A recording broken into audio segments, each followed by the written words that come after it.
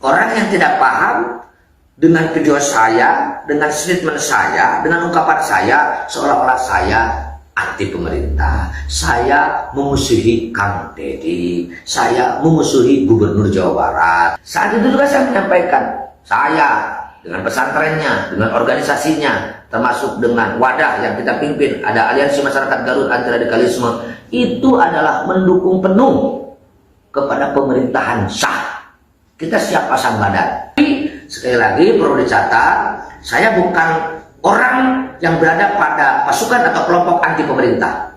Kita berkali-kali deklarasi mendukung pemerintahan yang sah. Yang kedua harus dicatat, saya bukan orang yang tidak mendukung terhadap program gubernur yang hari ini adalah lagi menjalankan tugas di Jawa Barat, Pak Deddy. Saya sampaikan di video itu, saya tidak merasa punya kekuatan. Saya jauh dari perasaan hebat. Ingin membantu mendorong kesuksesan kinerja gubernur, bupati, presiden, semua pemerintah dalam konteks berbangsa ini adalah utuh.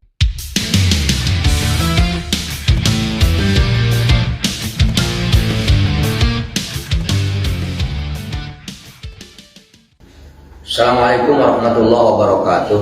Waalaikumsalam warahmatullahi wabarakatuh. Terima kasih kepada sahabat wartawan yang hari ini adalah bertanya terkait video yang lagi viral di TikTok, di Facebook, dengan media sosial lainnya, sehingga kesempatan ini saya bisa memberikan penjelasan.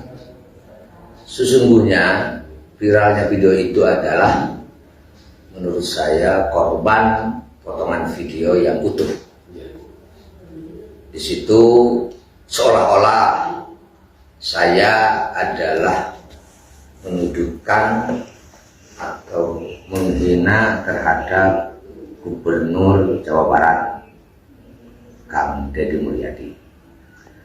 Padahal kalau membaca dan melihat isi video yang seutuhnya, insya Allah masyarakat tidak akan memberikan komentar atau penilaian yang semiring ini yang menjadikan heboh atau viral di mana-mana. Saya mengungkapkan statement itu di saat acara pencerahan terhadap orang tua siswa yang kebetulan saat itu adalah acara munaqosyah, tes uji kemampuan santri siswa langsung secara lisan. Saat itu saya memberikan motivasi kepada para santri, kita harus berupaya maksimal menjadi muslim muslimah yang baik, yang islami, yang qurani, yang sikap dan perilakunya walaupun sangat sulit, ya sudah barang tentu saya sendiri juga merasakan sangat sulit melaksanakan, cocok dengan ajaran Islam, cocok dengan ajaran Quran. Begitu pula kita harus menjadi masyarakat yang baik di dalam kehidupan berbangsa dan bernegara, bahwa ulama kita, guru-guru kita, leluhur-leluhur kita betul-betul menjadi pejuang yang ingin menyelamatkan umat, ingin membawa umat ke depan. Itu adalah betul-betul bisa melaksanakan tugas sebagaimana mestinya, sehingga konsentrasi ulama bukan hanya agama. Apa yang disebutkan berkali-kali saya di setiap daerah, tugas ulama itu satu, himayatuddin, menjaga agama. Yang kedua, himayatud daulah, menjaga negara. Yang ketiga, himayatul ummah, menjaga umat. Artinya bagaimana umat itu bisa tenang, ya harus punya negara. Bagaimana negara itu adalah bisa berjalan dengan baik, maka harus diurus bersama. Maka ulama ketika ingin menyelamatkan umat, yang mengurus negara. Ngurus negara berarti ngurus agama. Membela negara berarti membela agama. Merusak negara berarti merusak agama. Hancur negara berarti hancur agama. Maka di situ kita tekankan, santri harus berperan aktif membantu pemerintah dalam mengurus negara. terlepas ya ada yang mewakili sebagai politik praktis, ada juga yang tidak.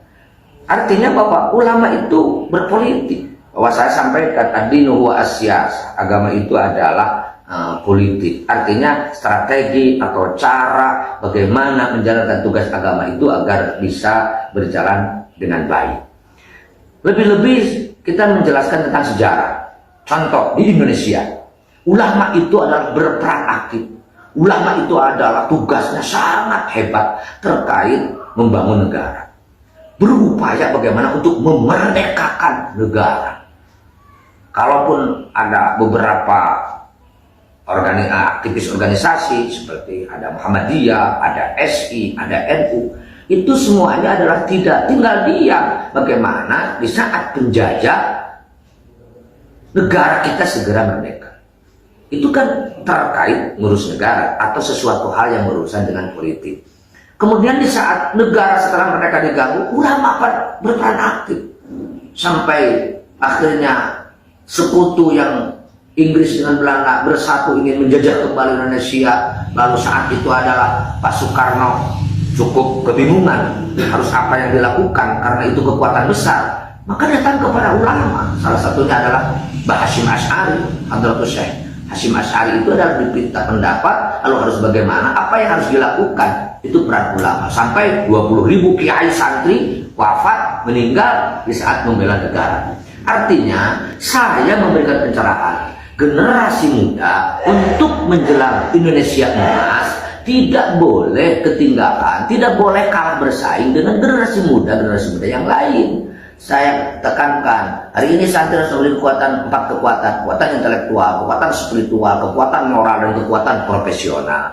Sehingga semua kekuatan itu adalah kita kerahkan untuk berjuang membela agama dan membela negara.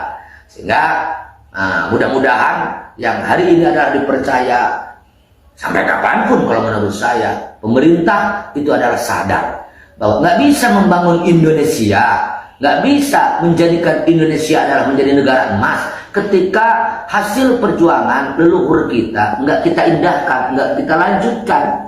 Kita tinggalkan konsep-konsep ulama terdahulu karena kita pintar, karena kita hebat, karena kita lebih tahu. Saya katakan itu adalah nggak bisa. Saya mengutip saat itu adalah apa yang disampaikan oleh Imam Malik, la yasluhu amru hadhil ummah illa bima saluha bihi awailuha. Nggak bisa kita menembus kepada kejayaan perjuangan negara kita manakala kita tidak menghiraukan atau tidak mengindahkan harapan keinginan leluhur-leluhur kita. Apa maunya? Indonesia ingin menjadi negara baldatun thayyibatun wa rabbun ghafur, makmur dalam keadilan, adil dan kemakmuran, dan mendapatkan ridho Allah Subhanahu wa taala. Nah, sehingga jika ada pemerintahan tahu jasa para ulama, tahu kiprah para ulama, tahu kontribusi ulama yang notabene sudah barang tentu identik dengan pesantren, lalu ulama seolah-olah atau pesantren gak usah ikut-ikutan dalam politik. Ya nggak bisa. Siapa yang mau menggiring, memilih presiden, memilih gubernur, memilih bupati, memilih kepala desa, masyarakat? Salah satunya kalau bukan kekuatan para ulama. Siapa yang mau mengajak masyarakat untuk menjalankan atau mempertahankan pilar-pilar kebangsaan? 1. Undang-Undang 45, 2. Pancasila, 3. NKRI, 4. Bhinneka Tunggal Ika. Saya yakin ulama-ulama baik di NU juga di Muhammadiyah, di Persis, di SI itu selalu menyampaikan kepada masyarakat dalam kehidupan berbangsa dan bernegara, ayo kita sama-sama pertahankan Indonesia bisa aman. Dengan apa? Dengan 4 pilar kebangsaan itu.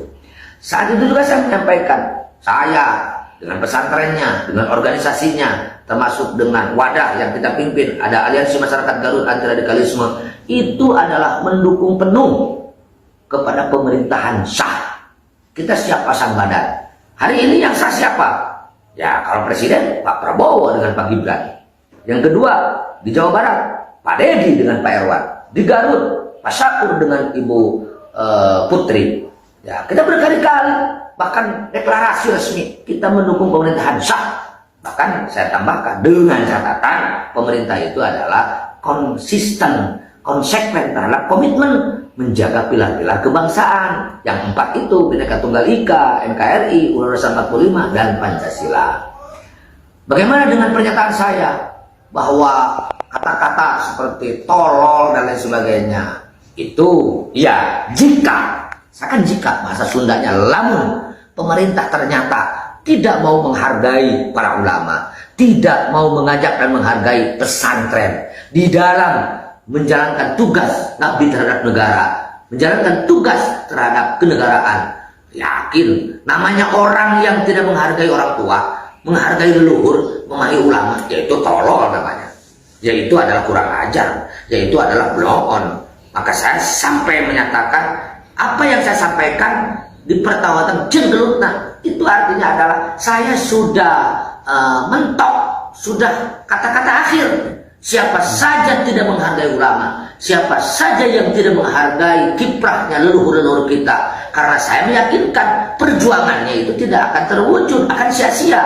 Maka itu yang saya sampaikan. Yang mudah-mudahan dengan penyampaian itu adalah masyarakat, maksud saya ya terbangkitkan, terbangunkan, punya rasa semangat untuk berjuang beserta pemerintahan yang hari ini lagi dipercaya, baik presiden, gubernur, bupati, camat, lurah, sampai bawah. Adapun ada orang yang beranggapan aneh-aneh dan macam-macam, bahkan ada yang merasa tersinggung dengan apa yang saya sampaikan, kata-kata, ya saya sebagai manusia biasa sudah barang tentu tidak boleh ego dong. Kalau memang dianggap salah ya saya harus mohon maaf, terutama kepada orang-orang yang merasa tersinggung. Tetapi sekali lagi perlu dicatat, saya bukan orang yang berada pada pasukan atau kelompok anti pemerintah. Kita berkali-kali deklarasi mendukung pemerintahan yang sah. Yang kedua harus dicatat, saya bukan orang yang tidak mendukung terhadap program gubernur yang hari ini adalah lagi menjalankan tugas di Jawa Barat, Pak Dedi. Saya sampaikan di video itu, terlepas ada pro kontra terkait Barak TNI, saya setuju, saya mendukung. Masalahnya apa? Saya tahu persis banyak orang tua stres, orang tua yang bingung harus diapakan ini anak saya. Masa harus dibuang ke laut, dimasukkan pesantren, lari, kabur, diurus di rumah, nggak mengancam, mau membunuh kepada orang tua. Ini solutif. Terlepas ya orang ada kekhawatiran dengan adanya Barak TNI nanti malah dibina, dididik dengan kekerasan, malah pulang dari situ maunya gelut dan sebagainya. Nah itu hal biasa. Tetapi menurut saya itu adalah satu terobosan positif dalam konteks penyelesaian permasalahan yang hari ini sudah dianggap kompleks, terutama generasi muda. Saya sepakat, kalau tidak konsentrasi dengan bagaimana nasib generasi muda, saya yakin Pak Dedi, Pak Prabowo, atau Bupati, ini rasanya untuk menembus Indonesia emas adalah susah. Sebab pendapat saya, jika Indonesia ingin bersaing dengan negara yang lain, ya generasi muda harus yang bersaing dengan generasi-generasi muda yang lainnya. Itu barangkali. Satu lagi Pak Ngersa. Apakah ada langkah khusus dari Pak Ngersa terkait penyebar video, sepenggal video potongan tersebut? Menurut saya akan capek sih kalau melakukan langkah-langkah khusus mempermasalahkan komentar orang. Bukan dalam arti saya tidak peduli, tetapi ya silakanlah berkomentar bebas, tetapi tetap kalau kita berbicara mendukung ya dengan cara-cara yang memang memberikan kontribusi positif, mendukung. Jangan pura-pura mendukung gubernur, tetapi ketika ada orang yang memberikan masukan, ada orang yang memberikan saran, apalagi komentar, wah, dan ngajak itu dan lain sebagainya. Menurut saya ya dengan cara-cara masing-masing sudah barang tentu berbeda, strategi, teknis, cara, tetapi adalah yang positif yang bisa memberikan kontribusi terhadap bapak kita atau yang lagi viral Bapak Aing untuk lebih menyempurnakan kinerja membawa Jawa Barat ke depan menjadi provinsi yang istimewa. Bahwa Pak Ngersa sendiri adalah orang yang pertama kali mendeklarasikan ketika memilih Gubernur Jawa Barat. Silakan Pak Ngersa. Ya, saat itu kan banyak pro kontra. Saya sering mendengar lalu membaca di media, Pak Dedi itu musuh Islam. Pak Dedi itu adalah gubernur yang akan menyebarluaskan kemusyrikan di Indonesia, khususnya di Jawa Barat. Saya yang mentang. Mana buktinya musuh Islam? Apa yang menjadikan orang Islam tersinggung? Mana buktinya menyebarkan kemusyrikan? apa yang akan dijadikan syarat utama kemusyrikan? Tidak. Saya bilang janganlah. Kalau sudah di-framing seperti itu, ya ini adalah sudah masuk ranah syara. Kalau masuk wilayah ranah syara, orang itu jelas subjektivitasnya akan sangat tinggi. Nah, sehingga ketika kita deklarasi sangat mengharapkan Pak Deddy bekerja 5 tahun ini adalah dengan tenang, dengan nyaman, dengan cara-cara yang memang sesuai dengan harapan kita semua, yang dilindungi oleh undang-undang. Adapun menanggapi pro kontranya orang, namanya orang banyak kemauannya, ya aneh-aneh. Lebih-lebih mereka yang memang anti terhadap Pak Deddy. Saya yakin mereka yang hari ini adalah terus menggerogoti bagaimana agar Pancasila runtuh diganti dengan khilafah. Kondisi atau keadaan seperti ini, mereka akan semakin serius bagaimana agar saya yang notabene dari pihak pesantren dan selaku pimpinan organisasi, beberapa organisasi yang kemana-mana selalu bicara pertahankan 4 pilar kebangsaan NKRI harga mati. Kang Deddy pun sama seperti itu, timnya sama seperti itu. Mereka kan ya kiai menyatu dengan umarok, ini susah nampaknya untuk digulingkan, susah nampaknya untuk dihancurkan. Saya juga meyakini kita beserta Gubernur Jawa Barat, beserta Bupati di Garut, beserta Pak Prabowo untuk Indonesia menjaga 4 pilar kebangsaan. Sedahsyat apapun orang yang ingin menghancurkan Indonesia, ingin merusak keutuhan berbangsa dan bernegara, tak bisa. Tetapi kalau ulama sudah tidak percaya terhadap umarok, apalagi sudah bergerak menghantam dan menghancurkan, ini saya sangat pesimis. Sehebat apapun, siapapun yang membawa, sulit untuk mewujudkan Indonesia atau Jawa Barat, khususnya Garut, menjadi kabupaten yang hebat yang diharapkan oleh masyarakat semuanya. Pesan khusus untuk warga net nih di media sosial terkait video tersebut gimana Pak Kasar? Kepada seluruh para penikmat medsos atau para pengguna, sekali lagi atas perhatiannya, ya sudah barang tentu kejadian ini atau keviralan ini tetap ada hikmahnya, ada manfaatnya. Tetapi saya pesan, jangan sekali-kali mengeluarkan statement menghakimi seseorang padahal belum tahu permasalahan yang sesungguhnya. Orang yang tidak paham dengan video saya, dengan statement saya, dengan ungkapan saya, seolah-olah saya anti pemerintah, saya memusuhi Kang Deddy, saya memusuhi Gubernur Jawa Barat, sehingga komentarnya kan si Mujib, iya jelma cager jelma belok, si Mujib ini arahnya mau kemana, punya kekuatan apa? Saya tidak merasa punya kekuatan, saya jauh dari perasaan hebat, tetapi konsep sedikit atau apa yang ada di benak hati dan di kepala saya ingin membantu mendorong kesuksesan kinerja gubernur, bupati, presiden, semua pemerintah dalam konteks berbangsa ini adalah utuh menjaga keutuhan berbangsa dan negara dengan modal mempertahankan pilar-pilar kebangsaan. Coba lihat saya di mana-mana selalu NKRI harga mati. Ya, kalau gubernur atau presiden atau bupati anti NKRI, anti Pancasila, pasti saya teriak kan? Pasti saya teriak, pasti ya kemampuan saya atau apa yang saya miliki akan saya taruhkan, karena tidak mau bangsa ini, negara ini adalah dihancurkan oleh gerakan-gerakan yang memang tidak bertanggung jawab, seolah-olah membela agama, membela negara, tetapi ujung-ujungnya ingin menghancurkan kehidupan beragama dan berbangsa. Saya ingin, ayo kita damai, ayo kita saling menghargai, ayo kita saling dukung, ayo juga kita saling mengingatkan. Saya sadar satu kelebihan 1000 kelemahan.